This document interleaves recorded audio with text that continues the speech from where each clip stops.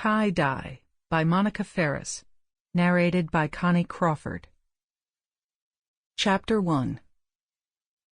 It was early February in Minnesota, and so far it had been a very mild winter, which meant that anything heavier than an automobile was forbidden to drive on the lake's icy surfaces. Even snowmobiles had a distressing tendency to fall through on occasion. There hadn't been many snowfalls after the first heavy one in early December, so cross-country skiing was curtailed. Gardeners worried that without deep snow cover, any severe cold snap might damage their spring bulbs. There wasn't even the simple pleasure of looking out at the snow-covered beauty of a more typical winter. Dreary Minnesota was a big contrast with Bangkok, where Doris Valentine had spent the last 4 weeks. She had sent almost daily emails to her friends, describing cloudless days of at least 80 degrees, sun-ripened pineapples for sale on every street corner, and live elephants with their hides painted in ornate patterns standing under banyan trees in the park. "Here she comes!" called Bershada from near the front door of Crewel World. "She's got a suitcase with her," she added, hurrying back to her seat at the library table. "Wonderful," said Betsy, who owned the needlework shop.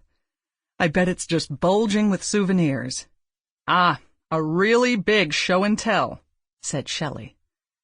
"Souvenirs from Thailand," sighed Alice, who had never been able to travel much. Her favorite song all her life began, "Faraway places with strange-sounding names." "Move over, I can't see," said Emily, leaning sideways to peer around the photographer who stood between her and the doorway. Emily was in her 8th month of pregnancy and tended to stay where she sat until she absolutely had to get up. It was the first Wednesday in February, and the Monday bunch was in special session, though they were not there to stitch. Fellow member Doris was coming home, and they all wanted to hear about her fabulous trip.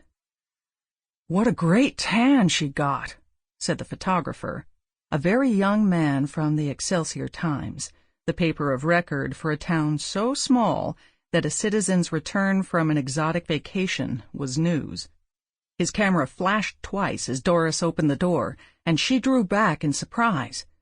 But then she smiled and came in, with a big suitcase in one hand and a shopping bag in the other.